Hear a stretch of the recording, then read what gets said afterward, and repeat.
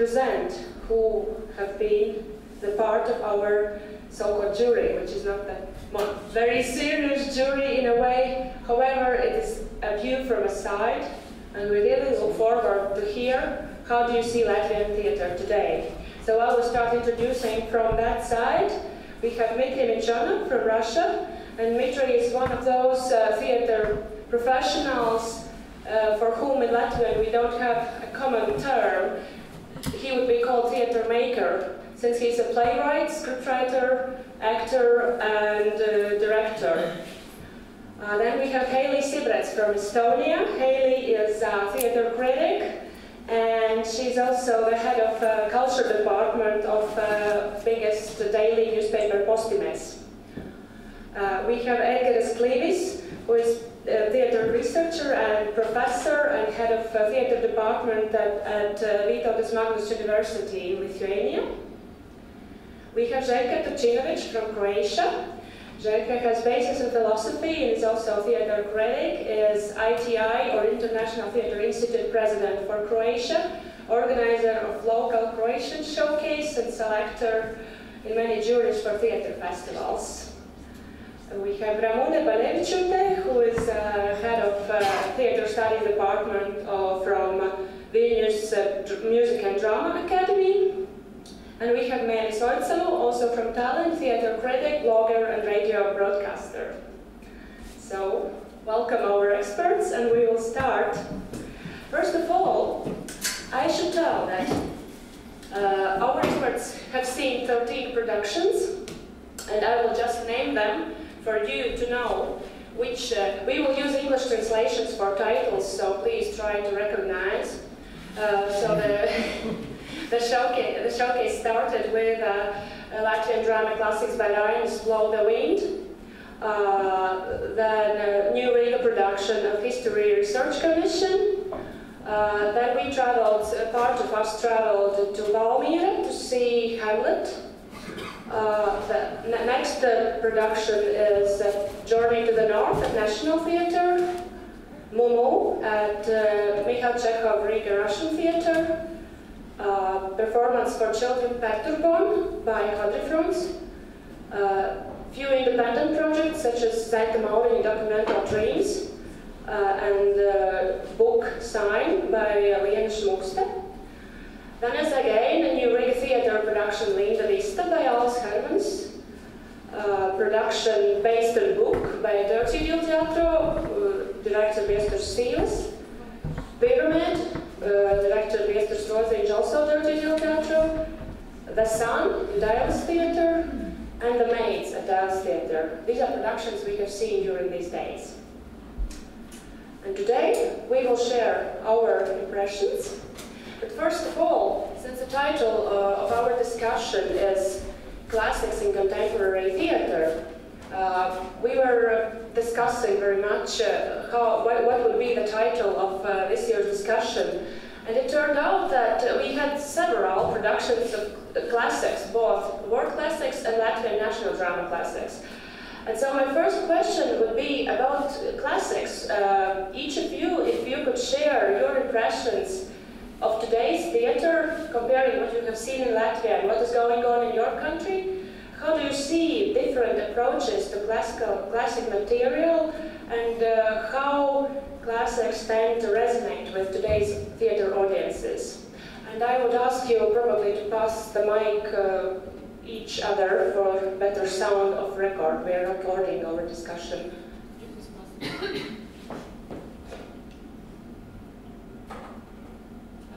You can start. You can start. You picked the Good morning, dear colleagues. First of all, on behalf of all of us, we would like to thank you personally, Lauma, first of all. You really treated us very well, and Lauma took care of us wonderfully. And also, we have to thank the organizers of the showcase. So we are really very pleased to see the overview of contemporary Latvian theatre. And regarding to your question about the classics, I think it's it's not a very contemporary topic, let's say, because classics always has been an important part of repertoire of every theater. And actually, I think that there are no any common trends in interpreting classics. Everything depends on the individual approach of the director, of his or her outlook, his aesthetic ideas, his or her vision of theater, and so on. Me personally, maybe we will go through all the performances later on, but I would like to say from the very beginning that I was really impressed by the new interpretation of Reine's piece, Blow the Wind, because it's a really rare case when well-known piece and is staged in such an original manner.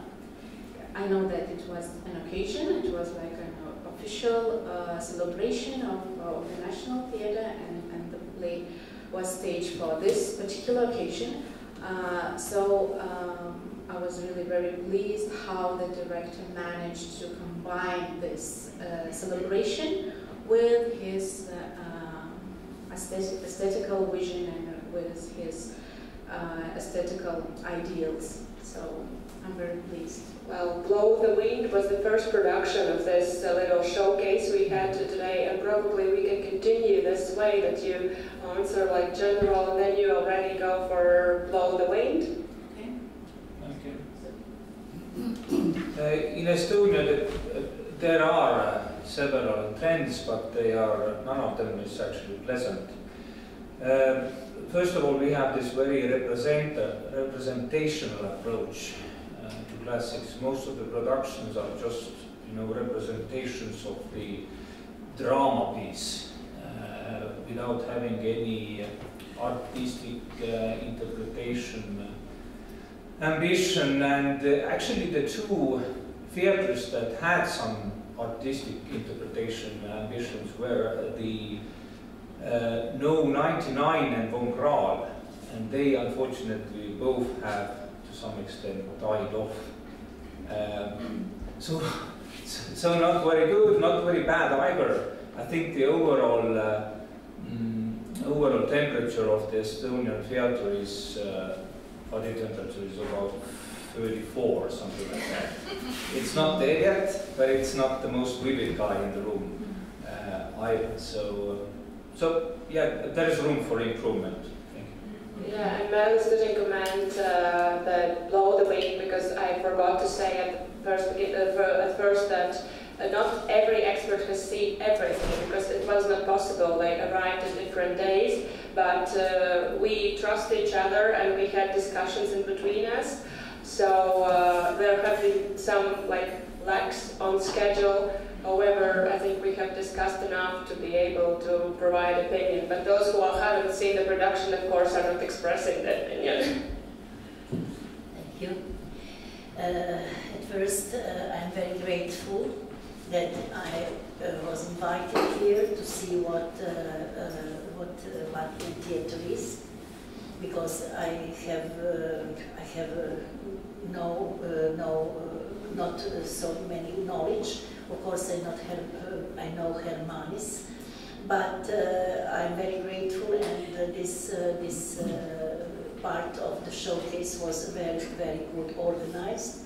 I know what does it mean, because I'm also the organizer and the artistic selector of Croatian Theatre Showcase.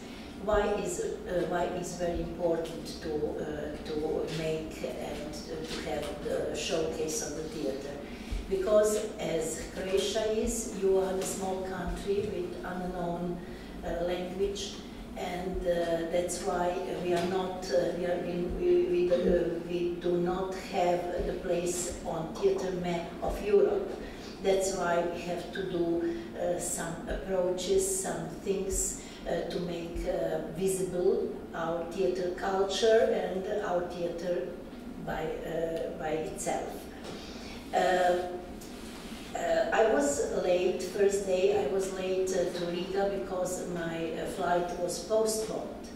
But blow the wind, I didn't see this time, but I saw this 10 years ago in one Croatian festival, which was in Rijeka. It is the festival, International Festival of Small Scenes. I saw this, not that performance, because it's the second stage of this title. But what I would like to say, it means that this title is very, very important to you. That's why you are going after 10 years, or I don't know how many years, you are going to stage once more. That's why then it was staged by another director. She is Galina Poliščuk. So I saw that performance. But anyway, and then I loved this performance, and I think, I don't remember exactly, but the performance got the prize in our festival. And I just want to say that it's a sign that this title and this piece of work, theater work, is very important to you. That's why you have one more. We will speak later about maybe performances instead. So, but I would like to say that I have seen several approach to the theater, several approach to the drama, to the text, to the play, and I can say that I can see various things, various approaches, which is very good, because it shows to me that Latvian theater is in researching the style, the way how to tell the story, how is dramaturgy. For example, it's very, of course, Hermanis is well known. I saw 3 performances of him before. For example, at Nitra Festival I saw Sonia, and I was impressed. I was impressed with his opus. Then I saw in Zagreb was the tour with The Long Life also, and now I saw the history research where Hermanis changed his approach to the theater in one theater way. So it was various kinds of performances. So now I can say I have impression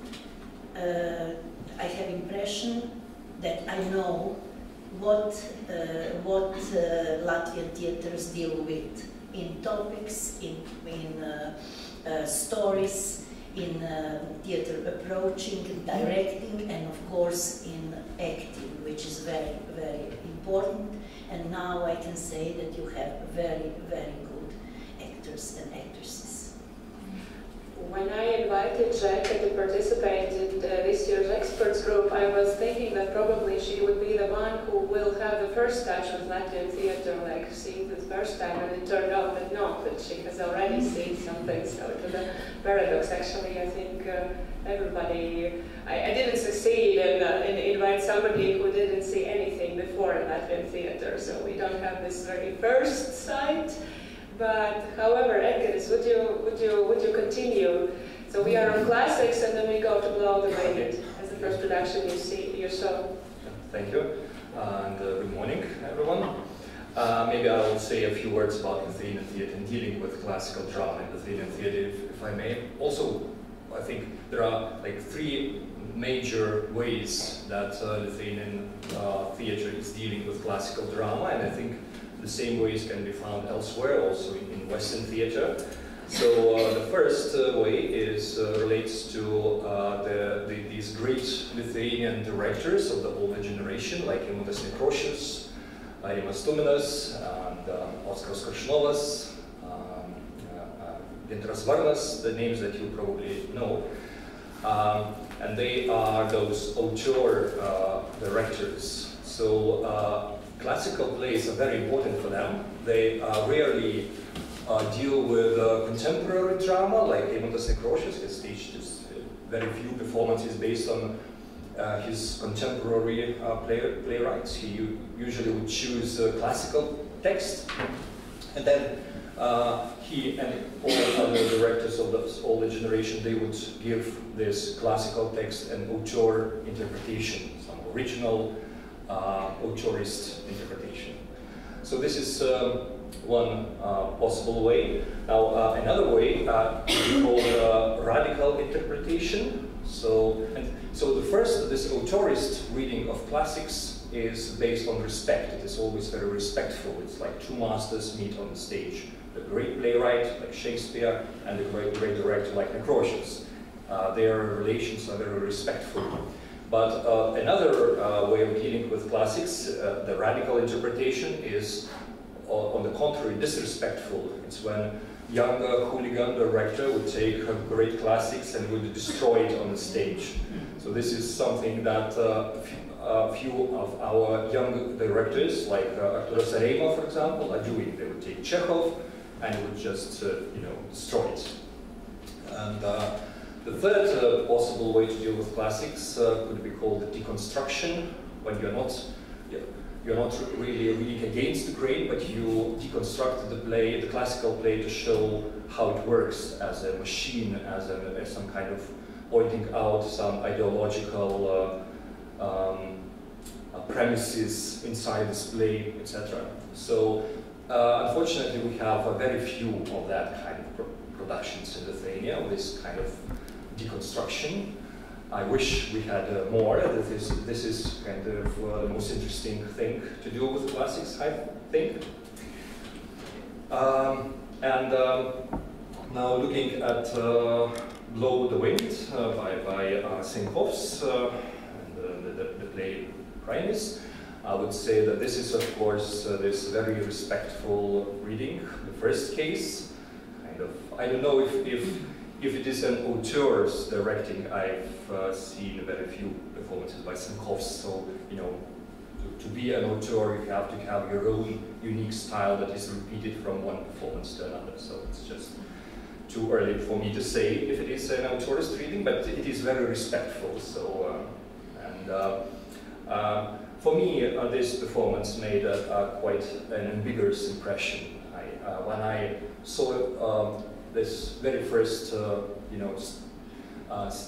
scene, I was like, kind of something inside me said, "Oh no," you know, because what I saw was like this something that reminded me of the Festival of Folk Songs and Dances, something that I'm very skeptical about. It reminded me of also of the human ornaments or the mass ornaments that, you know, the theorist Siegfried Kratzhauer has written about, relating to these mass ornaments made of people, and where the individual disappears. So the ornament is more important than an individual, than a human being, actually. So I think this aesthetic of mass ornaments is very kind of dangerous, you know. It's like Lani Riefenstahl used mass ornaments, so I think it's like you have to really be careful with that aesthetics. And also, I think, what made me kind of, gave this ambiguous feeling, although the performance was kind of interesting, it was not boring. But what gave me this ambiguous feeling was also this elements of nationalism and national costumes. So again, you start thinking, is it relevant? Do we need more nationalism in contemporary world? Do we need more national costumes parading before our eyes? So that made that was my impression. Yeah. Sorry, because I think Ramona wants to add something. You can just change the order if you have a reply or something. Yes, I want to respond because I disagree a little bit, because I saw the self-ironic approach to that, and I think it's very important to have in contemporary theatre the reflections of the cultural phenomenon that has been very important to the national identity and theatrical identity as well. So I wouldn't say that this is so national, because I could feel quite much irony in that show. And could you be more specific about irony you felt there? Yeah, because it's true. I think it's made on purpose, this image of the big celebration of the song festival. And by the way, we have those festivals in Estonia and Lithuania as well. And I think in Latvia, I've got an impression that it has been more important than in Lithuania. Let's say it's my very personal and subjective impression. And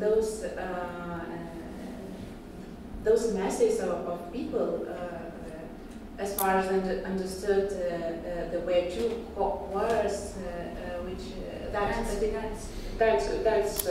groups. Okay, that participated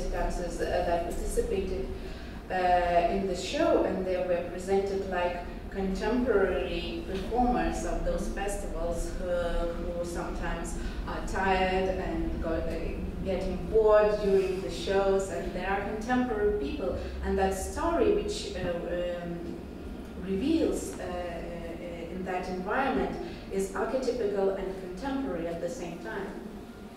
And this is also kind of what you can conclude about classics, that it is archetypical and contemporary at the same time. And I really look forward to this kind of disagreements here, because otherwise it's just we are expressing our opinions, and as my colleague said before, and I tend to agree, so I really welcome discussion as such. Haley, would you continue, please? Yes, hello. I think your theatre is very good. You have very good actors, and Blow the Wind, not my taste. I think this is not good theatre, but this is. I'm very happy to see this performance, because I think about this performance lot, and I think this is like opera, minus live music and like talking opera or something, and there is a lot of symbolic, and I know how important is rise to you, and I think this was interesting to see, and I don't know when this performance was in Estonian, I maybe very critics. But now this is your choice, your country, your theater. You want this? Okay. For me, it's interesting and maybe scary. But I think about lot and these hundreds, 100 people in the stage, and this there was very good and cool moments. But the other hand, I have so boring. I see before the movie, and movie I like more than this. Well, I have to add that, yeah, I asked everybody of our experts. I sent the link with full titles, since the National Theatre didn't have the title machine. We had just synopsis of the production. So I asked everybody of our experts to watch the film, which is fully subtitled in English, so they had also a chance to compare and to get more context of interpretations of Blow the Wind and Latvian arts. But thank you for this performance. I think it's very interesting to thinking about why you're doing, why this style, why all this. Thank you. Latvian. Very important for me to say by Latvian language, because many years ago I have an invitation from Guna Zelkanya to read my lecture in Rīgas University. I thanks Guna. I am very happy to see you again and again. But now I want to say very thankful to organizers of this program, to Lauma Melina, exactly because it was very hard job. I see it, and it's very important that I find new friends. I want to say to you all, I'm happy that I meet you, because we make, maybe not new theater, but we make practice theater. And the theater for me is not a level of education. Theater for me is biological need. And I think that it's very important. And I try to find Latvian spirit on the stage. And I find it, because it was very important for me when I look on the Senkov's production Putvenie, because I know Putvenie from my 5 years. When I was a child, I see the performance of Crow. Dmitry told me that he has seen at the age of 7 the production of Putvenie, Blow the Wind, in Vitebsk, staged by Oļģerts Kroders. Kroders. It was great performance. I'm happy. It was one of your first impressions of theater. My first impression of the theater was by Kroders. And I think that I'm Latvian guy also. Okay, would you go more in detail in Senkov's production you've seen in National Theatre? I like picturesque view on the stage. I see it, but when I look on the big hall, I remember something about 1st May, day of 1st May. We had Lenny Riefenstahl here, now we enter in the 1st May, okay? Big energy, big choreography. Maybe it is opera for Rosetta. You're right, I'm agree with Haley.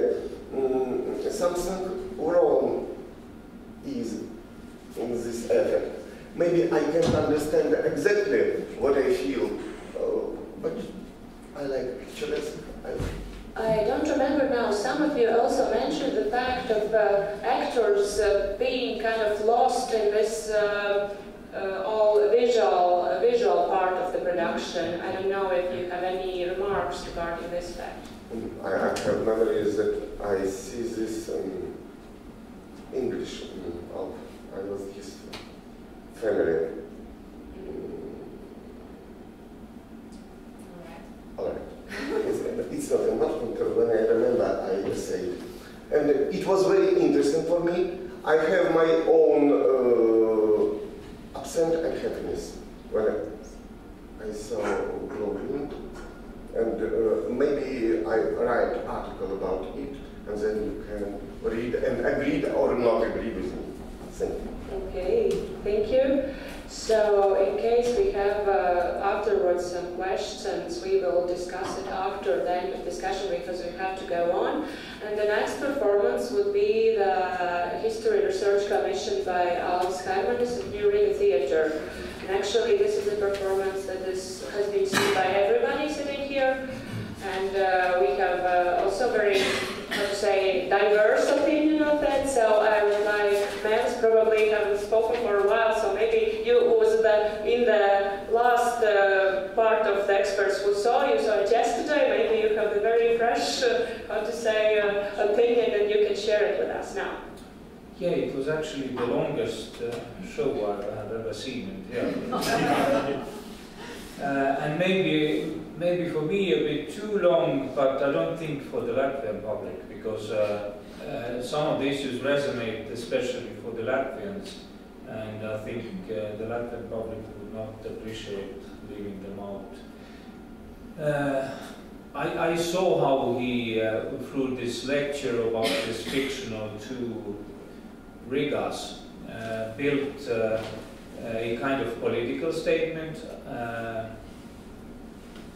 and after reading his diary, I think that the statement should be interpreted rather conservatively, maybe even too conservatively for me, but it's totally okay to present issues on the stage I do not agree with politically. So it wasn't boring for a second. I kind of think that Herman is maybe even more interesting if he's not so imposingly lyric. You have a very lyric kind of stream here in your way of acting, for example. In some other especially in some other shows we are going to talk about, it is very lyric, very passionate, and at the same time not. Sometimes it's, you know,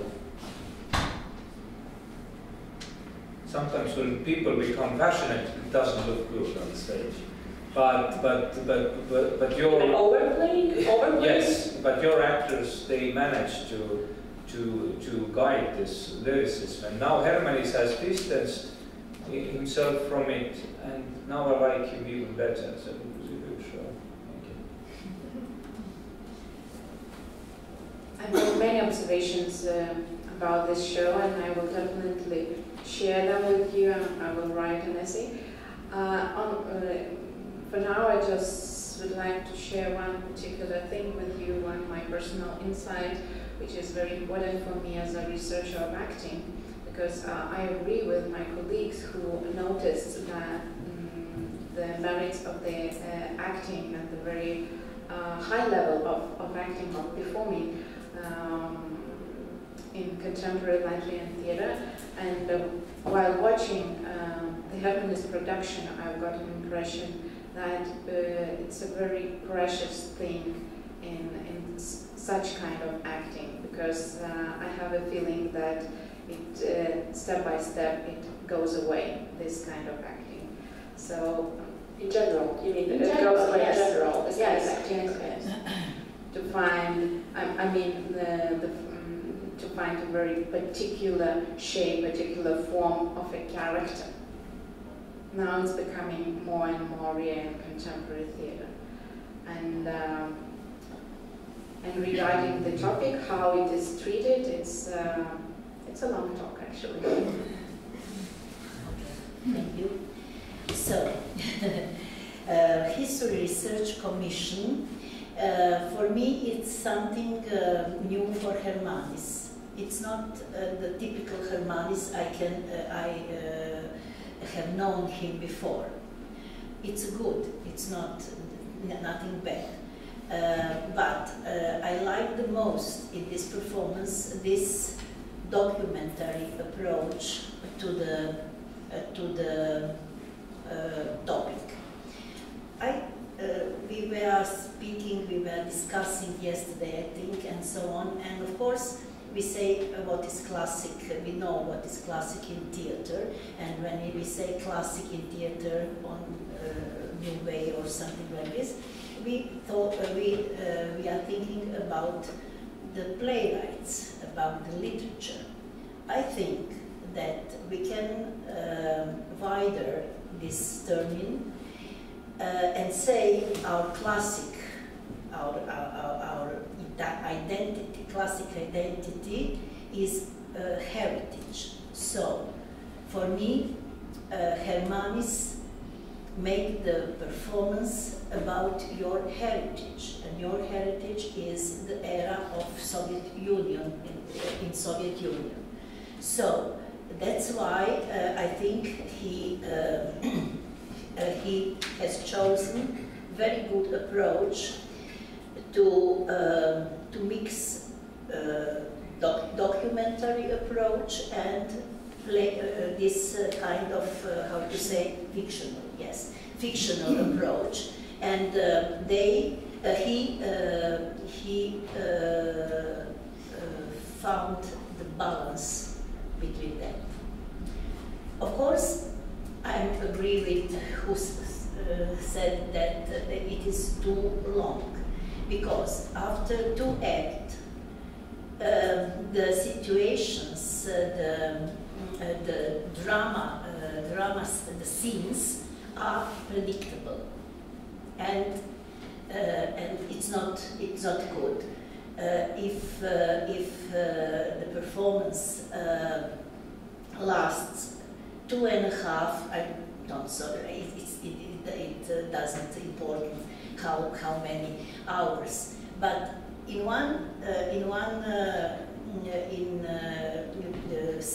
watching the performance, I was a little bit boring because it's too much. I know what will happen I know that will take some everyday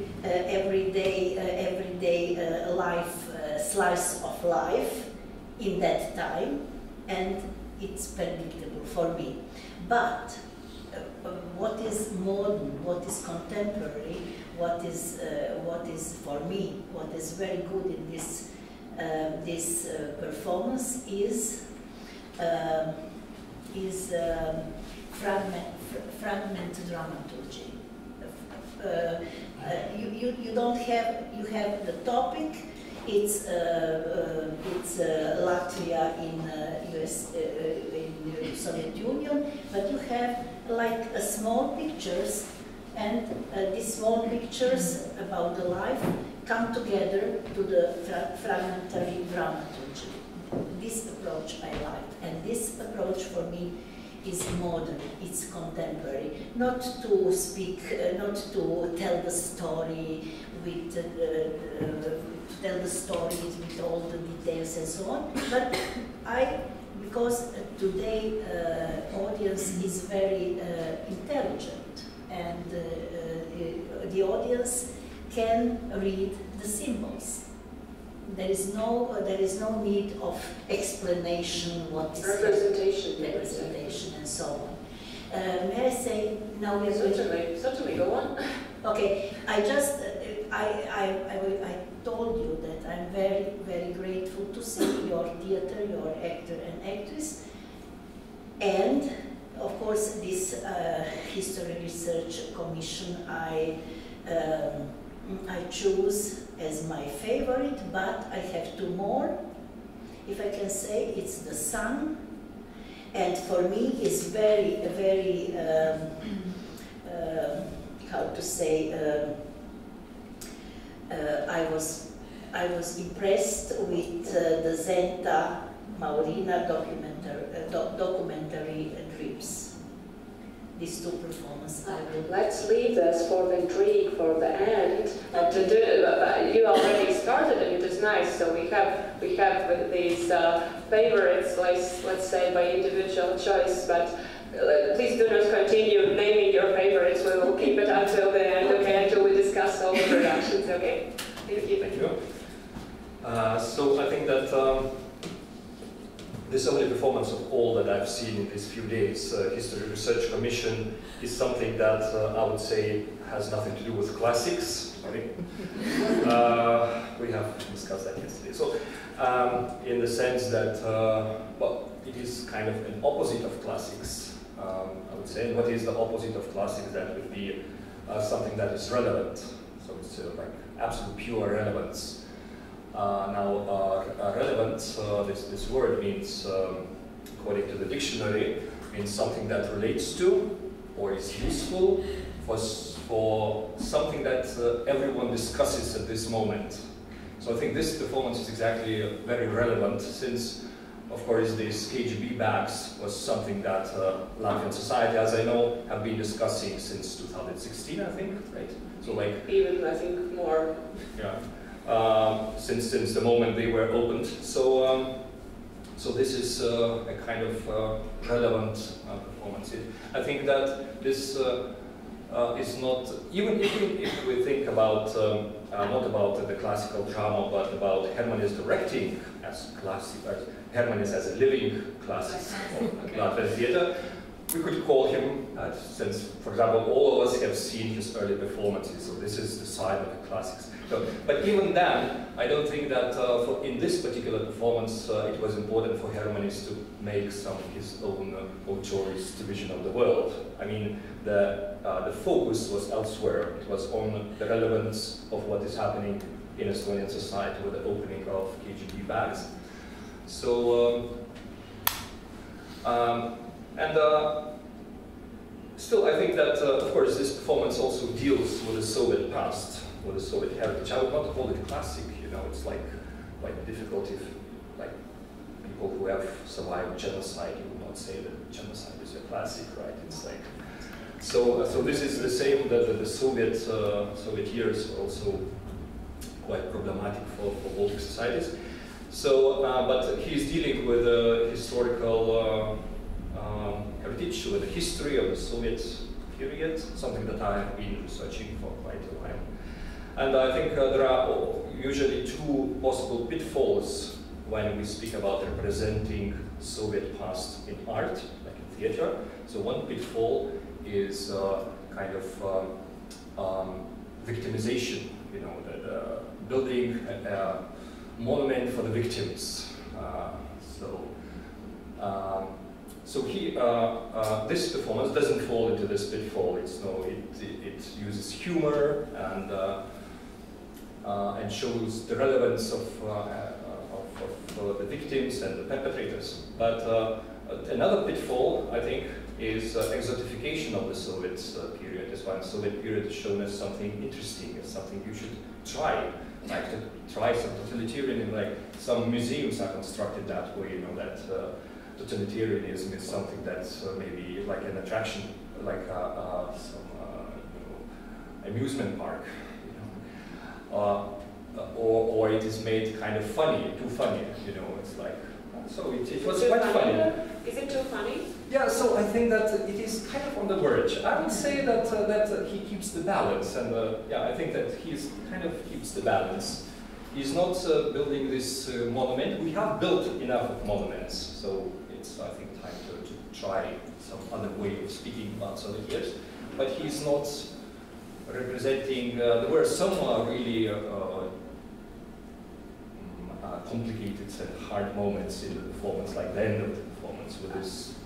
I'm just wondering what would have happened if the predicted brand by Ibsen would be staged instead of KGB sax by Nikroshes, who unfortunately passed away. So it might change the picture. Yeah, sure.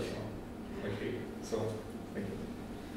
I have big problem. I don't understand Latvian, and I think this is reason this performance was me. I lost a lot, and this reasons this performance was me maybe a little bit comic, like some TV show sketch in Sunday evening, and I think this is not good. But maybe it's the reason I don't understand what the people talking in the stage, because we have the synopsis, but we don't understand every sentence, his remark, yes. But still, this performance was good, or maybe it's great. Not my favorite Hermannis, but this was very good acting. All the team was great, but I want to say one name, Kuna Sarina. I think she is a genius, and I love this woman. Just ask you, do you think that this was too funny for this particular issue, for the Soviet history, or just too funny because of that kind of cheap comedy or something like that? Can you wait for the mic, please? Sound. Yes, sorry. I think this was a little bit bad comic. But for this particular issue, for would you say grotesque? History, or would you say in this no, but this performance. I saw yesterday new Aldis Hermannis, new for me, because I saw before another, and I think that I can predict Hermannis, but I didn't predict. It was this story that Aldis told to us, not story about victims. For me, it's a story about Soviet epoch, only Soviet epoch, maybe too long, and a bit long. Too short. Too short. Maybe too short. But it was very interesting for me that I have the same experience that Aldis. I knew the same situation. I remember about the same situation. In my memory about my neighbors, it's very important to say, to make this story, because it's our tragedy. It was tragedy for all of us. I would add that it's not only about the Soviet epoch, it's also about how we deal with that now. Especially with the past and that's why. And about this obsession of searching who were the collaborators and who not. There was a wonderful show produced by the Polish theatre maker Zemilski, and the title of the show was The Little Story, and the story behind that was that the artist discovered that his beloved grandfather was a KGB agent, and the show was like his at the first place very emotional reaction to that fact. So there are two completely different ways of approaching this particular topic. This is the opposite approach. You mean? Yeah. I want to say. Mike, please. I want to say that I also can predict the Jelka, what would be in the next time. But I have a funny. Because I can predict. Maybe that's because you recognize the situations. You recognize more than Zenta does probably the subject and the situations and the absurd of the situations they have in there. Done with Blow the Wind. Sorry, sorry, my brain is boiling a bit. So I would suggest that we should move on a little bit faster, and now I would like you to speak about the parallel program, which was not like the kind of big productions. Probably we can share our opinion about the independent projects like Zenta Mauriņa, like also Journey to the North at National Theatre, and a few other we have seen because it was not a parallel program officially. It was kind of. But we made some of the performances you have to see like a mandatory, and there was some choices. And I would like you to speak about these probably small scenes or more experimental theatre, more theatre of senses we experienced yesterday. And probably we can start with the first one. You see the Journey to the North in National Theatre, which was actually the last show of the production. Yeah, would you? Who wants? So we're speaking about Trip to the North, yeah. Right? It was translated Journey to the North officially, but it's okay, Trip to the North works for you better. Okay, so you have to keep in mind that we have only read the synopsis, and we just watched the performance without actually understanding it, the text word by word. So we have to be very careful with the evaluation of this performance. But as I understand, we also do not know this author on whose fairy tale it is based. Skalde. I don't know, I'm so sorry. But I imagine that he is a classical player, so it is a classics on stage.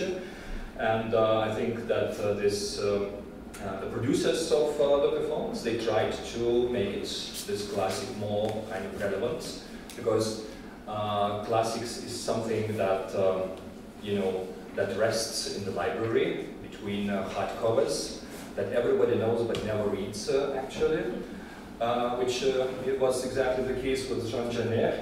When we sort of like, we know Genet, of course, but have you? But could you remind me that plot? It's like exactly. This is like with all classics. We know it, but we never read it. And it is something that has to be a little bit boring. It has to. Boredom is a component of classics. So now that the director has to somehow overcome this boredom, so somehow make it more relevant and actual and break through. So I think that the producers have probably succeeded, and I am judging it because of the young people who were sitting around me, and those who are not even late teenagers, like in their 18th, they were like in their 15 years old.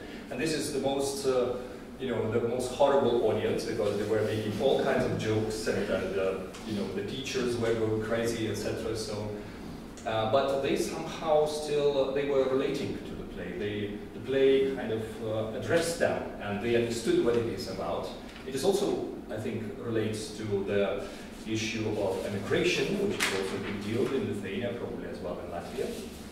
So I think that they managed to do it, and they used a few techniques in doing it. So retelling this fairy tale in contemporary social terms, but also using pop music, which was really good. I have to remind that this particular production is directed by the composer of the theater, so Jānis Nīmans, who did how to say, this merge between the stage dramaturgy and musical dramaturgy. So it's also an experimental way to explore the classics, not by stage director, but by a composer. This is a particular accent regarding this production. So I think also the video was well done, the video parts. And I know how difficult it is for national theaters to break through towards more kind of relevant experimental productions. And I think they're trying to do it. I think, but again, I didn't understand it word by word. But I think that was quite a successful attempt to make more. Thank you. Okay. For me, it was very interesting experiment with movement, but movement not for body, but movement for noise. The body of noise. Sound, noise, sounds, not sounds, noise. It was very interesting for me that humanists tried to do, and he made it. You made it. He made it. It was, for me, a good experiment. I also appreciated that particular production, and I think it's very important to involve the teenagers, a very peculiar segment of the audience. So I really appreciated that, and I'm also fond of the fact that also another show for children and young audiences was involved into the program. However, my approach would be a little bit critical towards quadriphones production, perturbones. I appreciated the artistry of the actors. I think they are really good actors. However, I would be a little bit critical towards their approach to their audience. You mean specifically the children audience, or in general? No, specifically children, because I don't believe in theater for the whole family. I think it is a performance for children, and not for all children, but we should be very precise in segmenting the audience. Age groups? Age groups, exactly. And okay, that one was, I think it was for smaller children, but I think we should stop treating children as stupid or not so perfect adults, and I think they are able to understand and to deal with more serious topics, and so I'm talking basically about the story, about the dramaturgy of the show. So, but I really appreciated the actors and the way of their work on stage. Anybody else has something to add about Trip to the North or Perturbones? Ramona passed already to the children performance. I think Ramona is being too harsh on the Perturbone side. And I didn't understand anything, so I'm not ready to discuss whether the content is okay or not for children, but they were nice. The other one I haven't. Would you continue? Yeah. Okay, I already said about my choice after history research commission. I appreciate the performance Zenta Mauriņa documental Dreams. As you can see, I like documentary segment in theater. In that story, in that performance, I like the good symbiosis, the good synergy with the biographical story and with the professional story. So so at the same time, I didn't know much about this lady, Zenta Mauriņa. Of course, you have to know that we were reading the synopsis. We didn't. Zenta Mauriņa, you had full translation. Yes, that's why I wanted to say. We were reading a synopsis, and we tried to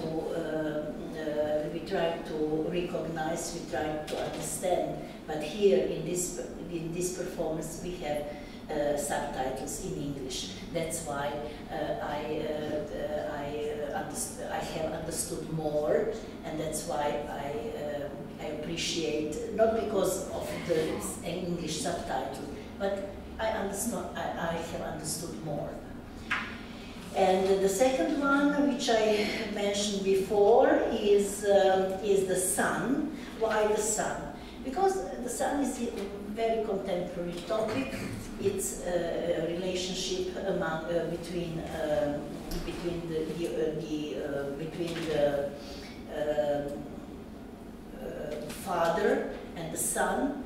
And this directing is, for me, is very contemporary, very modern, without so many scenography, realism. I hate realism in the theater, like I saw in one performance. I don't want to say, but it's very the focus, the target is on the problem, and problem is relationship between two of them, and of course reflections to the whole family. Very dynamic, without any details, anything which is too more in this performance. In each performance, which I mentioned or not, the actors are excellent, I can say, and it's really because the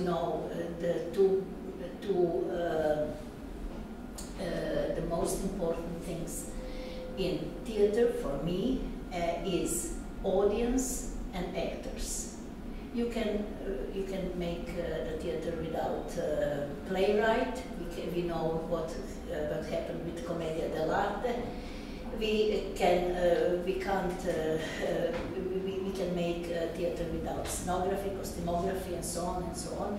But I think that actors are the most important thing of the theater, and you have really excellent ones. Žilka, I remember yesterday telling me that in The Sun, when we discussed about the acting and the directing, you said to me that this is an excellent performance. You don't see the director's personal ambition showing off. I would like you to comment a little bit about it. Yes, I told you yesterday, because when you watching the performance and you don't see directing, which somebody it means that you don't see director who is doing this or that, and you think that the performance is organic, just as in everyday life. We saw the slice of everyday life. Without then, I know that director is in the second plan, not because he doesn't know how to direct, but because they let them to act, to perform, and to tell the story. It's very important. What does it mean to tell the story? That I know what is about. What is about. When I don't know what I'm watching, then something is not good in the theater. Well, interest would be quite satisfied to hear this, I think. But you mentioned also regarding Zenta Mauriņa and other performances, you mentioned one very important topic. I would like to make a remark that translations, so probably English is the most easiest way to make it understandable for audiences from other countries. It's not the lack of interest. The interest is quite big from spectators coming from other countries who are not familiar with Latvian. And I really would encourage theaters to think about the possibilities to make the text-based performances understandable for their spectators. And as for History Research Commission, which is definitely worth to translate, but it is a hard job to do because it's a lot of text, and the text is very complicated. We had a 12-page synopsis translated into English. And still, and probably also currently, for instance, they are not interested because they are sold out every night. But it is really an important issue, and I feel that Latvia still is kind of behind Lithuania and Estonia, who already translate and have subtitles or subtitles in some cases as well. Yeah, the synopsis that Lauma made was exquisite, actually. Thank you. It was Ieva Rodiņa who made it, actually. Ieva Rodiņa who made it, and to Ieva, great regards, and also you must know that Mikhail Baryshnikov was sitting next to us, and he was reading the synopsis as well. I will tell this a funny story. No, it's already 1 hour, so we can tell the joke. We have many of them during these days. First of all, it was Ieva Rodiņa who made the descriptions, but we have to thank Ieva Struka from National Theatre and also Margarita Zieda. No, she's not here yet, but there are theatre people and Henrik Mamai for the son who helped with retelling the synopsis, and there was some people translating them for you. But the joke about Mikhail Baryshnikov was the funny one. I don't know whether there is somebody from the media, and it will be probably reproduced, but I have to tell it. So the idea is such: we translated the synopsis of History Research Commission, and the copies were distributed to our experts. And like 2 days ago, I've got a mail from the marketing director of New Riga Theatre, who writes me and asks, could you please send us the English translation of synopsis of History Research Commission, because we have Misha Baryshnikov here rehearsing the White Helicopter, and he would like to see the performance on Sunday. Well, and I said, okay, of course, please, here it is, and so on. And then I retell this situation to my colleagues at the dinner. And yesterday, Melis and Dima went to the performance, and yes, and Misha Baryshnikov was sitting next to them. So, yeah. We recognize each other because we had the same... Yeah, while he's getting the mic, I can tell the rest of the joke. It was that I stood up during the first intermission and I shouted, "So where is Misha?" Where is Misha? Sit near me, and he looked on my family and said, "I knew your family because she danced with my aunt in Kiros." Baryshnikov danced with your aunt in Kiro Theatre? So yeah, this is one of the stories. Now probably we can return again to more classics, and this is kind of Russian classics. We have kind of very passionate discussion about, and it is Mumu, Turgenev, made by Viestur Skairish, and in our showcase seen by Dmitri, Zhenka, and Melis on Friday night. And they have, I think I have to step out now because they already have their own discussion there. Who would like to start? Zhenka? With a Mumu? Yes. Dimitri, please. I like, for me, I have my new adventure is I show for myself Viestur Skairish. Because I know him. I saw his performance, but what he did with my soul by his Mumu is incredible. It was unbelievable for me because it's for me like a guy who something doing on the stage, very important to make cooperation with puppet. Puppet and soul, puppet and human body. For me was very interesting this transmission. And we have a long talking with investors. I think that was a story about a slave who lives in us. This is not only a story about dog. It's a story about slavery that lives in us, and it's very important. And do you think that also this approach by mixing puppetry and live acting is also something new he has created for Bath? It's my new experiment. What we make, what we feel when we look on the puppet. Something happened in our brain, and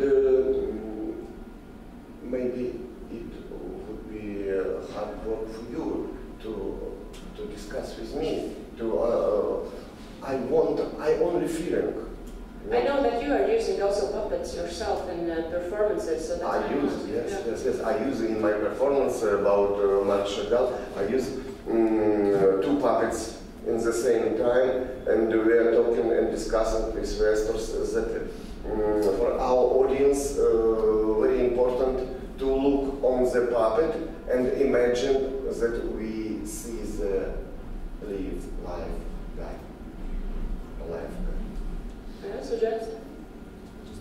Just to remark that this is not certainly a modern theater, it's a very ancient thing. Very expressive. To play with puppets, and he also borrowed from Japanese tradition, I understand. I didn't understand, please help me, where's the joke about Putin? It was told here that he's joking about Putin there.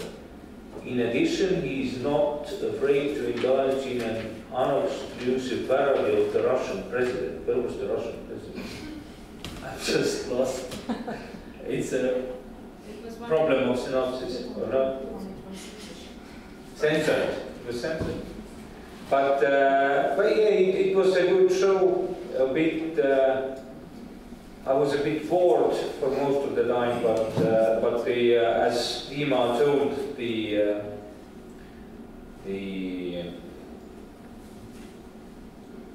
I don't know the word. I think somebody else can tell it. The figure, the artistic figure that he presented, the inner slavery, it came very yes, it came very clearly out, very well. Maybe even too articulated for my taste, so that you get the meaning right away with the serving. So you want to have some aftertaste. You want something to digest. So maybe on this level it wasn't so nutritious. Jacob, would you express the opposite opinion? You have your mic there, please. Just to show how we have these differences of opinions, and it doesn't ruin our culture of discussion. Okay. Hello? No. Okay. I don't like to say. I don't like to speak about the bad things, because after the showcase we really saw nice and very various things, various performances and so on. But Mumu, for me, is an example of old-fashioned theater. But it's my opinion, and don't agree with me, but it's for me.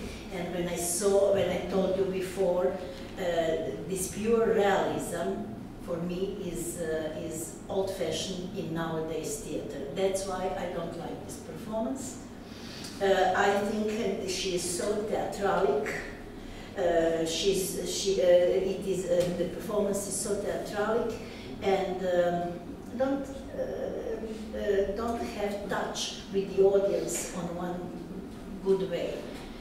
I was watching this like I saw one old film from the from the era of films before the sound film. Maybe I'm wrong, and I don't want to be rude with it, because to make one performance is a very big work, and you have to have a lot of things to make that the performance will be good. And when you are in a good way to do this, sometimes the performance isn't successful. That's why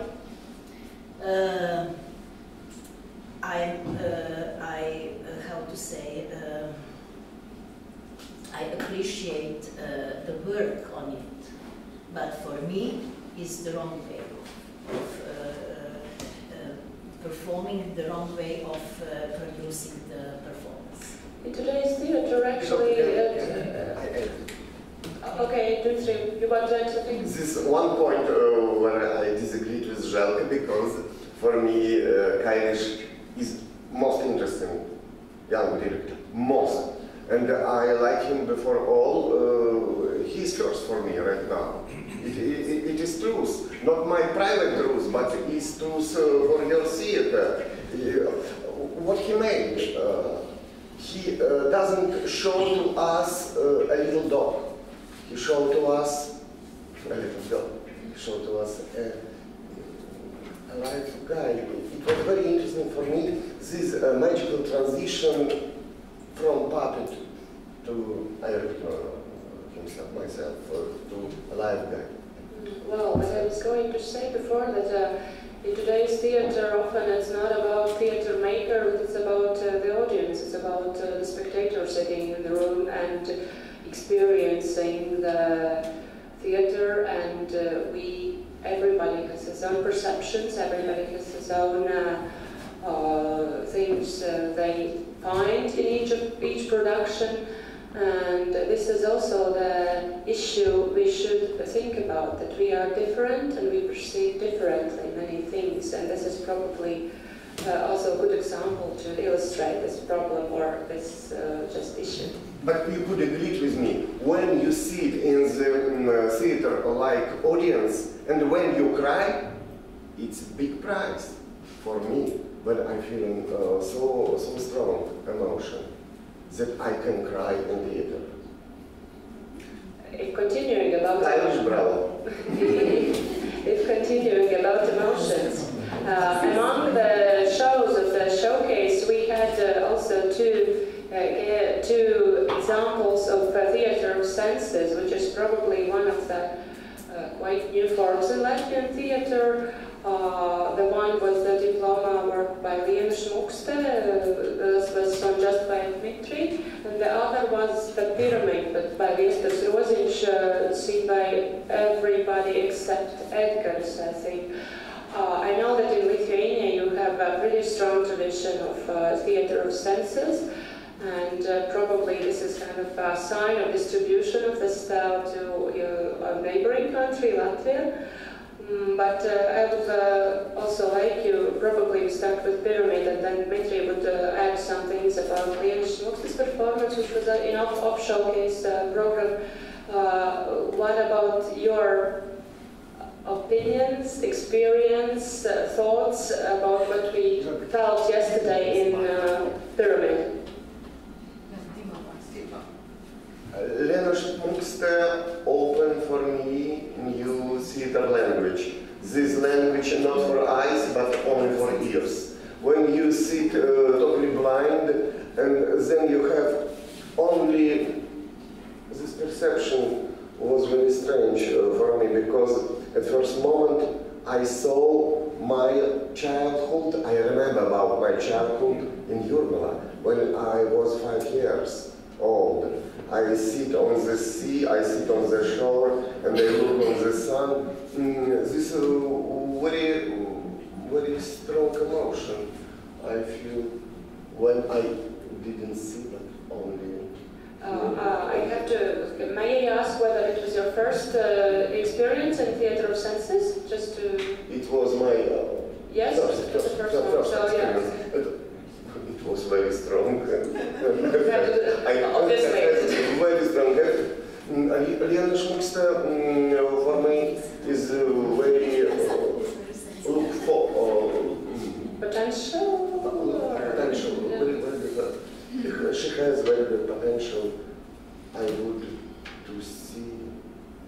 see her new performance? Well, hopefully, because it is just the beginning of the directing career of her. So let's continue with that pyramid of yesterday. Everybody experienced the performance. We participated blindfolded. And the structure of the performance also had like divided worlds because we had two how to say programs in the headphones, and I would like everybody, if you share if it was or not your first experience with theater of senses, and what you think of this particular production we have here among our showcase productions now. First of all, I would like to say that I'm very fond of the influence of Carolina, who really has found her way, and she's working very consistently in this field of the theater of senses. As for me personally, I have a kind of complicated relationship to the senses of theater, because you always expect some new experience from theater. And every time I attend this kind of performance, I feel a little bit resistance about the commands that I'm giving. You now think about that, then now do this or that. So I try to be loyal to the theater makers and executing and performing those actions, but it's just a game for me. And if you experience more intense emotions on your daily basis, so it can be tricky to attend and to take serious such performances. On the other hand, I would like to say that it's an interesting case of theater of senses, because I have attended quite a few of them, because of the dramaturgy. It had an original dramaturgy inside, and this model of pyramid was used while nice and witty, I would say. For instance, I heard some impressions of the other members of the audience, and they were very fond actually of the show, and they were sharing their impressions, and they looked happy. Well, it has to be admitted here that we are not the ordinary audience, probably. We're too expecting or too prepared, or everything is bad. We're not the regular ones, probably, and that's why also we don't get such strong impressions sometimes. Mels? Theater of senses for you? Yeah, I've been on the exhibition of senses where you had to pass through different environments without seeing anything before, but not theater. It was good. The dramaturgy was a bit sloppy, and I had one revelation, because they asked us to draw our dream future, and incidentally I draw the same picture as her. So I got confirmation that telepathy exists. So it was a good experiment. Yes, pyramid is, for me, it's a site-specific theater, experimental, of course, and I think I like experiments in the theater, because in the future, or it can be born something good for the theater. In Croatia, we have one group, site-specific group, which is called Shadow Casters. Very similar to this group and to this performance. And I just wanted to say something. They make one performance which is called Exposicija, and they have 6-7 actors. They take one from the audience, just one spectator. Yes, and put the mask on the eyes, and lead the spectator, lead him somewhere and tell the story. And what happened with the story were various kind of stories. I go the first time, and my story was sad, a little bit, how to say, a little bit, I felt disappointed, or? Not disappointed, I felt a kind of fear about this story. And after that, when the story finished, the second actor came to me and said, "No, now we are going to the second story." I said, "No, I don't want." Because it was, how to say, it was a bad experience, not because of theater, because of story. But some of my colleagues, or it was at showcase, some of our visitors, our people who came to Zagreb, they heard the good story, or the story which expresses them. So they said, "Okay, I'm now in the role. I would like to hear the second, the third, and so on." How many stories in turn? 7, because 7 actors, 7 stories. So what I wanted to tell, it's this site-specific theater is very is really experimental, and people react very differently to this theater. This pyramid I like to see. I like to be the part of this project. Why? Because it's an experiment which will have the end of in one theater, or something in one new genre. I don't know why, but experiment for me is very useful and very fruitful in the theater. Sometimes with the results, sometimes not. Well, this is yeah, of course you can. I'm a little Zhelka, but I think that experiment of Liana Schmukste is more better than Pyramid, because Liana made a real theater of sounds, real theater of sound with very strong plot, and only one notice. We are not our audience when we see it in this performance. We are also actors. Also, you are everybody else. Because I have a fear also like you, and I want what happened with me on the next time. I'm so. I made my own before. Yeah. Theater senses is a kind of method to step out of your also comfort zone, and sometimes we have to question it not as theater critics or theater professionals, but as human beings and individuals. You have a good expression with him. And it also depends on your personality, and you might have some revelations, or you might feel like Ramona, who says if the life has more intense emotions and things, so this is not the path of revelations there.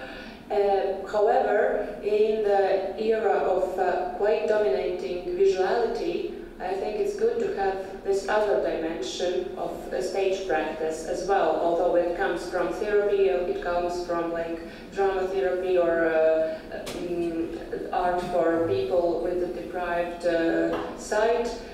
I think it's also kind of diversity. Yes, this type of theater is very good, and I like this. I see a lot of this performance, and Pyramid was for me maybe a little bit light version. Some light version. Yeah, yes, but when you go the first time this performance, I think this was good. But for me, I see bestest. You have been to quite many theatre senses shows. Mm-hmm. But it's very good to make this type theater. It's good, I think. Anything that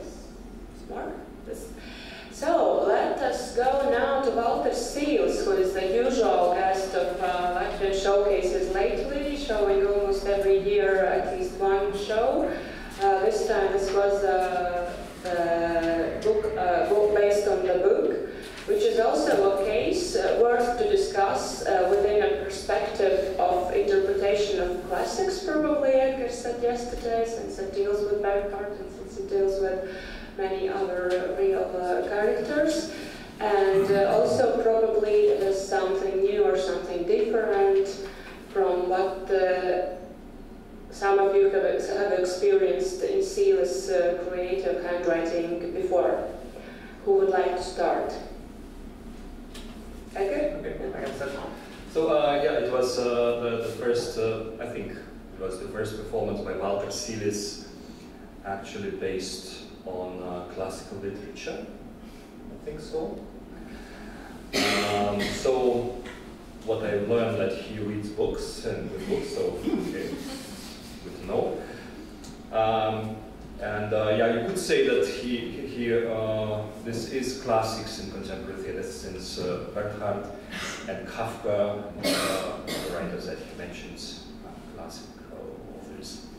And he also tries to break through this border of this classical text, but using another method, and this is speaking about his very private, intimate even experiences from his own life, so it is autobiographical, as I know. So it was strange. Also, another new thing that I saw of Walter Seelis is that he's not that political, but rather very personal. Yeah, because it's not that political context as his previous program. Yes, yes. So he's very personal and intimate, and through this personal, intimate story, he kind of makes these classics more relevant.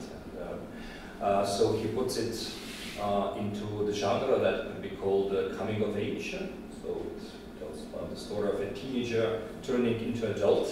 And probably I would think that this story then is relevant for most teenagers and also adults. So we all have our own Glenn Goulds, you know.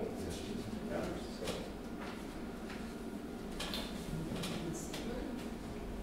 I can't see.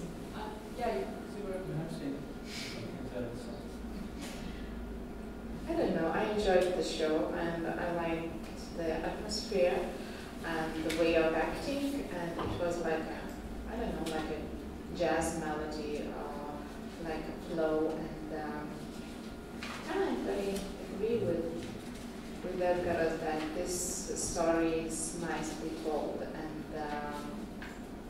and the artistic decision to give a role of male character to a boy to an actress, I think it works very well. Since we had to read all the subtitles, and there was loads of text, and the same was with the Zelda production, what your famous Zelda then. Both of them were really quite pleasant reading experiences, not so much experiences of theatre. And that's okay as well, because it's one of the functionality of the theatres to provide reading experiences for people who have no time to read books. So, why not? Haley, any remark regarding the production? No, Ramona tell my thinking. Okay, so it started, we're getting tired and we keep repeating it, as my colleague said before, so I tend to agree with him. Yes. Okay, we tend to agree that it was a kind of nice experience and has to do with classics and has to do with some probably turns in Mr. Seele's theatrical. Meanwhile, most of us were watching a performance by Walter Seelis, Jelka, who wrote me beforehand that her priority was to see the new productions by Albus Harmanis, was sitting in Linda Vista.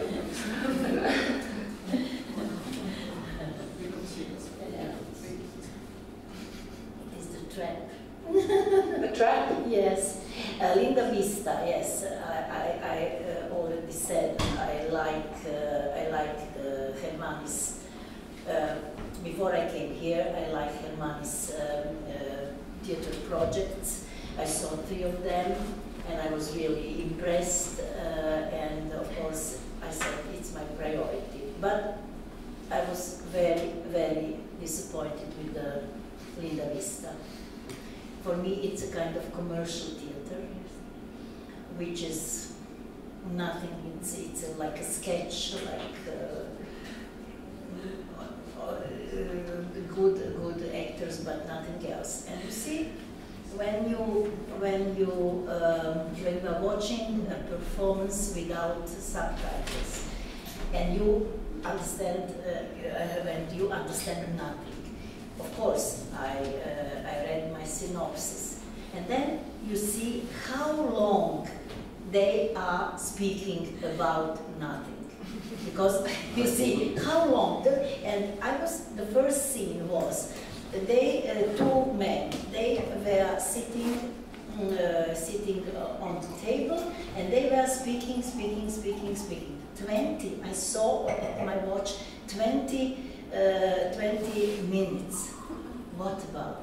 It's a kind of study theater. Theater is not speaking about, I don't know how important it is, 20 minutes, 2 persons sitting on the table. It's not. Zelka, they will not call you next time. So I said I came to see Hermanis, which is my priority in the theater. But here I was disappointed. I said it's not the performance for artistic theater. So there is another big discussion appearing about the functions and the different productions and different approaches to the audience. Because I don't know what was your experience sitting in the audience, but audience seems to react, and so it is about the discussion about artistic goals and entertainment, about commodifying theater. It is, I think, also a very big discussion today. Yes, but we have one author. I don't know if anybody of you have heard for him. It is Miro Gavran. Miro Gavran is a very, very popular author, and when they say about them, they said his plays were translated in 35 languages, and so on and so on. And you think, who is this Miro Gavran? Miro Gavran is one commercial author. He has his own theater, and he is a rich man because of this kind of theater. I don't say that this kind of theater mustn't exist. No, of course it's for audience. But now we are theater people, and we are speaking about art in the theater. And this kind of commercial theater of Miro Gavran, and that one is not artistic theater for me. I don't know how it's in Croatia. In Estonia, it's pretty simple that 95% of the theater produced is not art, because there is no artistic ambition, and people are very blunt and honest about it, and it's okay. Because theater fulfills so many functions in Estonia.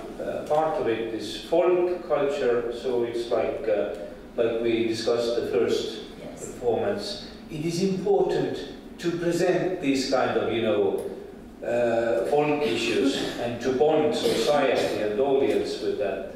The second mainstream is a theater that is part journalism, but it's like acted journalism, so that some contemporary issues are processed on the stage. You don't have responsibility for what you say because you're not a journalist, so it's even a better way to do journalism. And then there is just these reading experiences, which is most of the classical productions. And then there is, apart from Lithuania, Latvia and Estonia have never had novembrim. So people need famous people that they come to admire, famous actors, etc. And this is also okay. So for myself, it's setting your expectations right, because you have theater in many different functions, and you have to establish the function first, and then demand something from it. Thank you. I would like to say something, but we have to remind of the definition of showcase.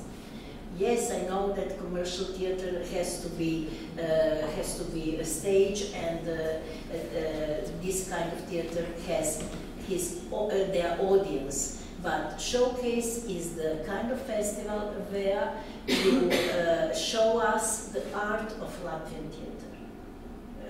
You see, because when I was from 2005.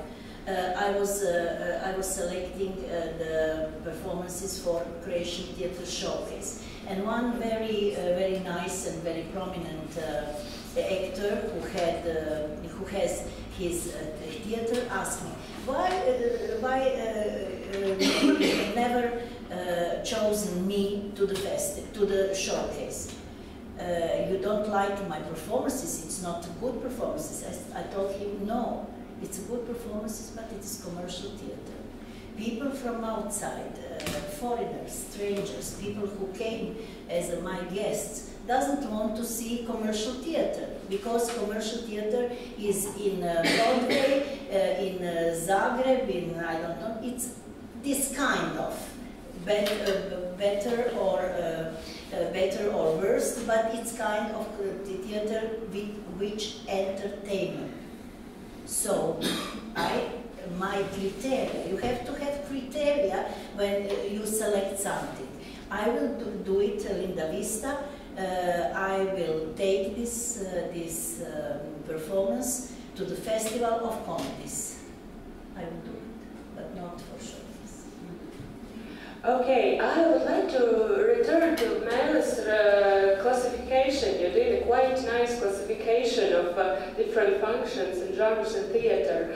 Could you use this structure as for like folk issues, theatrical journalism, public reading of classics?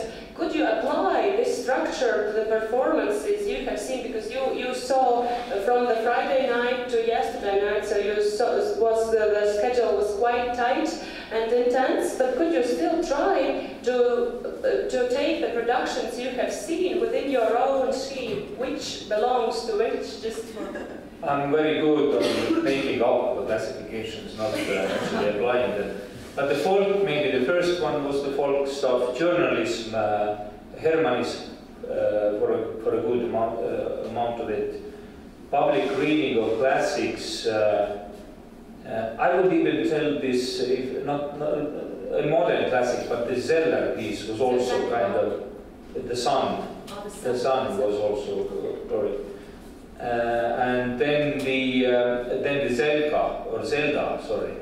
The literature girl you had with Zenta, sorry. Zenta is also public reading of classics, so reenacting it. And maybe some were also substitute for novelty, which is the 5/5, and art. Some of them, yes. Now, this is actually pretty nice. Nice way to approach, to classify. I've never thought about this, like public reading of classics and theatrical journalism, because as theatrical journalism, you talked about responsibility, that the director has no responsibility because he's just a journalist. Could you be more specify this issue? Well, because you can always claim that it's fiction. So you can play with, you don't have to be true to anything. You don't even have to be true to your claims, your political claims. You say, I'm just enacting one worldview on the stage. I'm the director. I do the hell I want here. So don't come assigning me this worldview that I present. So that's the sovereignty of artists. You are above this stuff. That's why art is so important. So you can talk about things when they are sensitized politically. You can take them out from the current political friction and serve in a totally different different context.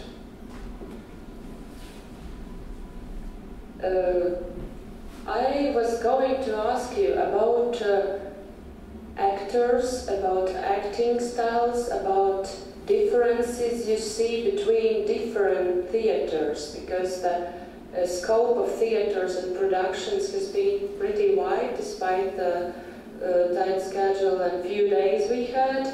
Did you notice some real differences between different theaters in terms of acting style? No. I think it highly depends on the form of the performance. What we can distinguish for sure is the actors of Herman's company, because they possess very particular manner of acting. As for the others, I think it depends on the form of the performance and on a genre. And, yeah. I think I saw something there when these independent productions, the same lyrical way of acting. It was with this woman writer production, Zenta, and then the Dirty Deal theater, about the book.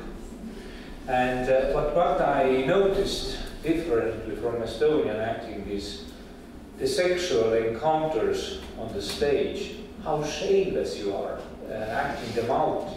And it doesn't look like bad taste. When in the sun the woman puts her hand, she really does put it in the trousers, to the place you usually don't place your hand on a public place. Then it was acted out very well. When you see on Estonian stage, it's like sex depicted there is like two Egyptian mummies wrestling, which is each other. It's so awkward. But now you have proven that sex is possible on stage, and thank you for that. You haven't seen the thing in here. All the actors in Latvia is very, very great. I love them. But I want to make compliment for Mauriņš Meijers. This is Hamlet play. This was very, very great young boy, and I love him. Maybe. Mauriņš Meijers, one of the nominees for the Best Actor in the production of Hamlet. We have traveled to Valmiera. Dmitri and Haley was representing the experts commission there, and we were watching the production by Indra Roga, Hamlet Today, with a very very interesting opinions. We discussed on our way in the car back to Riga. So would you continue with, apart from Mauriņš Meijers' acting, which was praised by Haley, have you any other thoughts about the production as such? Because Hamlet is one of the titles most staged in the whole world until today. This performance was for me very interesting, and maybe this is not new, but this not old school performance. This was something what must do today, and this was very stylish, and there was all actors was very good. But the best was Hamlet, who played Hamlet. But the Ophelia and the mother of Hamlet, and this was perfect for me. I was happy to know Indra Roga, the director of Hamlet. Because I like hooligan style on the stage. But for me, Indra translation, yeah, for this Hamlet. Yes. Modernization. She made modernization text of Shakespeare. Sometimes it's bothers me, because I like classical. I read something classical, but what I have saw, it was interesting for me because before all I'm man of practice in the theater, but sometimes I think that it was too much playing with audience like commercial theater that Željka is not like. For me, it was an example, but I like Martin Schneers. He is a great actor, but he is a really great actor. It has to be admitted that Martin Schneers, together with the director Indra Roka, they worked also on text. As you mentioned, they were changing the text to make it more contemporary, and this is also one of the problematic and at the same time most discussed issues in today's theater, whether do we have to make some new texts that are already made, and how do we deal with the modernization of translation of Shakespeare we have, for instance. Unfortunately, our experts have not been able to follow Latvian language because we used just a read synopsis. However, they told me that they have perceived the difference between the classical existing lines and lines that have been modernized due to the mise en scène. Interpretation was very good, but what was interesting for me, incestual connection between Ophelia and his brother Laertes. It was a new beast for me. I never seen before, and the audience also was, oh, so interesting. And there was also, I think, a clear hint that also Ophelia has had something with Claudius, which makes the relationship of Ophelia very in a different light that we are used to see. But here can add in something about Martin, because Martin is he's young actor, but no. I don't know him, but he's this Hamlet was a nasty, egoistic, bad person, very, very bad. And on the other hand, he was very attractive. I understand why he can't be a bad person, because everyone loved him. This is some like this was interesting thing. But one moment I want to tell this is how Ophelia killed himself. This video scene was perfect and new. This scenography, the ocean that we see on the backstage is not ordinary. It may be not, how to say, not very innovative. Innovative, not innovative. Not innovative, but it fresh, was very fresh.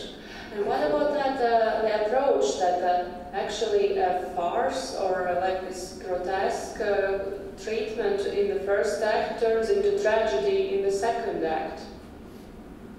At first act, it was only grotesque. I was a little upset because of, but in this second act, I feel myself that I sit in a real Shakespeare theater. What is Hamlet today about? Hamlet today is about, but Hamlet, I want to kill him. I want really to kill him. Hamlet, yes, of course. Because he's bored me. His character, it's not modern for me, because only one thing, oh, what's bad, what's the bad news I receive, what's the bad news I receive. Do it something. And then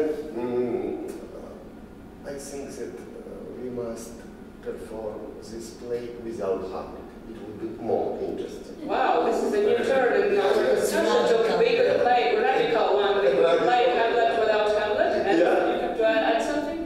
Hamlet today, I think Hamlet is foremost a dysfunctional politician, because he's a prince. he has ruling obligations, and he delivers none and does actually nothing else but acting weirdly.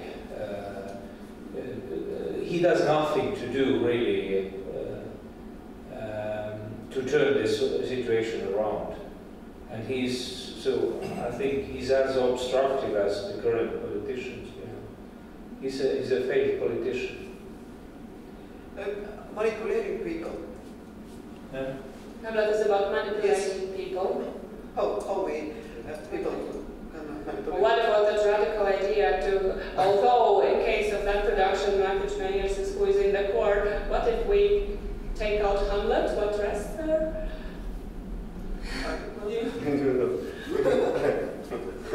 Then you have a ghost story. Yes, Ghost story. But I want to say big thanks to Indra Roga because she made a good performance. Yes. She made a good performance.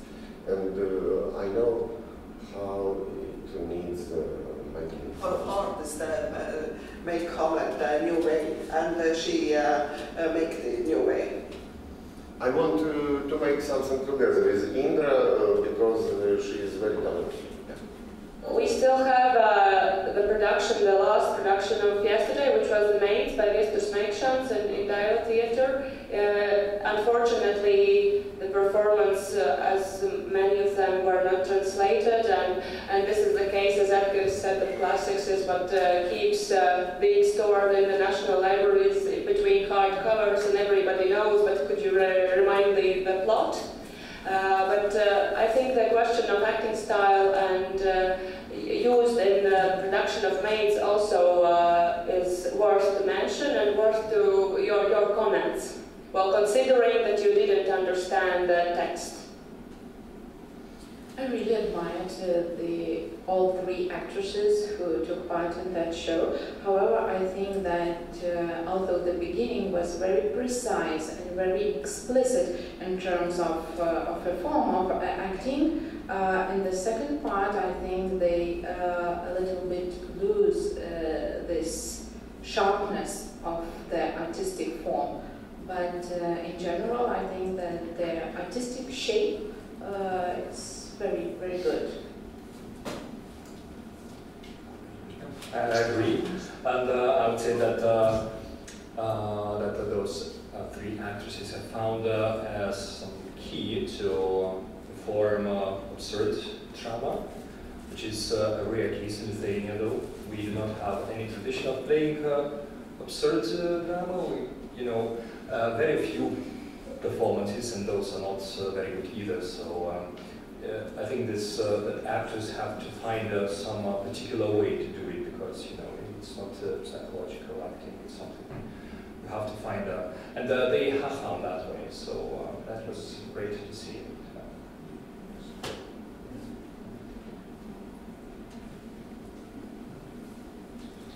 All right, we have been going through all the performances, 13 performances our experts have seen during this small showcase of the nominees for the Performers' Night.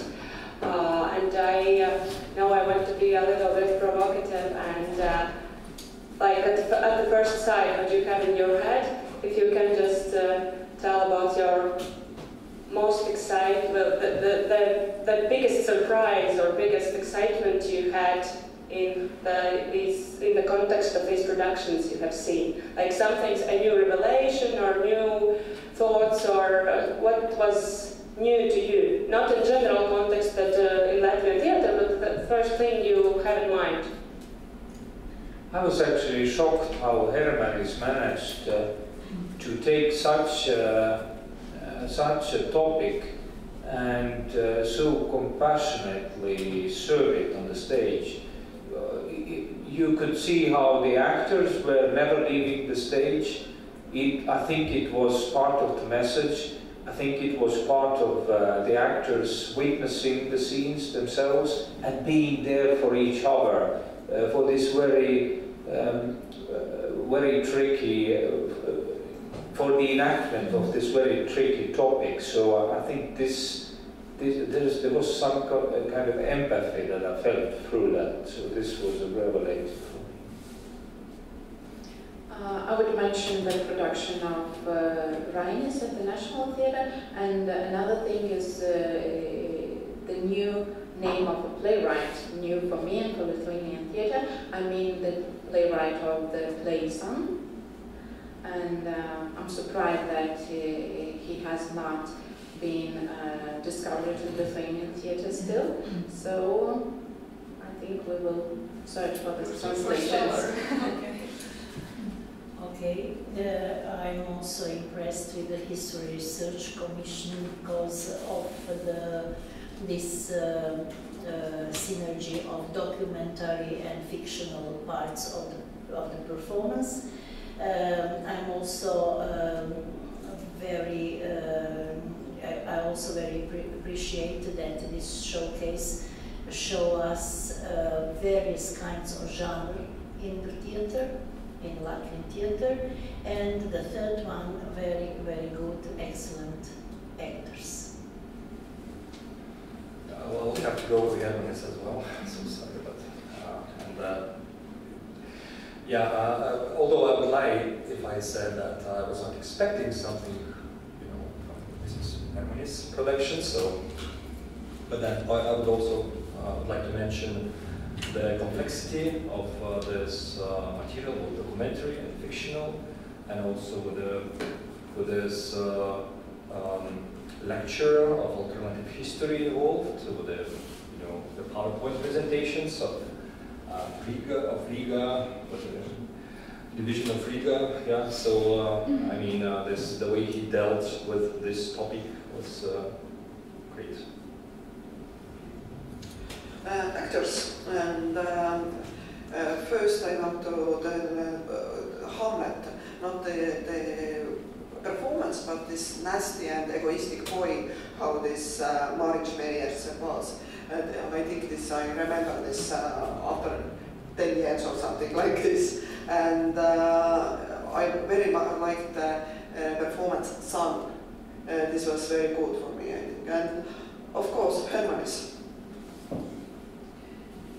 As I tell, theater for me is not a level of civilization, is biological need. And for me, I open Western Kalish and his inner world, his fears and his holiness. And also Liana Schmuxta. When I look in her eyes, I saw myself.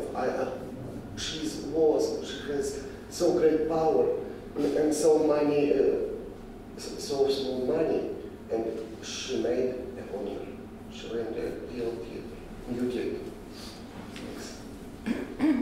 As we can see, we are very different, and we are dealing with a theater probably not experienced day by day. But my aim of this year's discussion was to show and to confirm again that we need to communicate, that we need to see each other's performances, especially in the Baltic context. We need somehow to interact and compare with our neighbors, not in order to compete, but in order to be aware of like small countries have to stick together in a way, and in the big picture of theater scenes, in big picture of theater critics, we are diverse, we are different, but we still might have some things in common. And now it is a moment, we do a vote, and this is kind of, we are imitating or making a mimetic what does the Performers' Night jury, and because yesterday I felt really flattered when everybody of the people sitting at the table asked me, would you send us the results of Performance Night's award just after the ceremony? And it means that it really matters, that they are following, they are comparing, they are interested.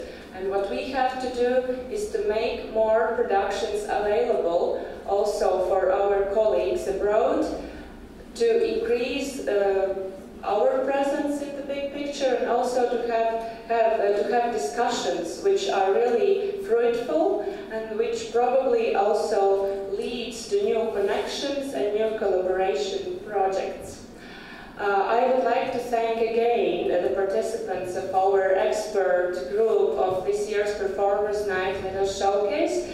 It's Dmitry Mechonov from Russia, Hailey Sibrits from Estonia, Edgaras Klivis from Lithuania, Željka Tacinovic from Croatia, Ramona Balevičuta from Lithuania, and Meris Oitsalu from Estonia. Thank you very much. Now is the moment when we give a little prize for the favorite of this year's experts group. This is not an official award, but it is a little sign of what has been the most impressive performance altogether. We had a vote and we had very passionate discussions. We made votes several times because there were some competing productions. But at the end of the day, we have to say that despite the different opinions and also different critics expressed regarding KGB Sachs and Alex Harmons, it is New Riga Theatre, a production of History Research Commission, who gets that prize of our this year's experts group.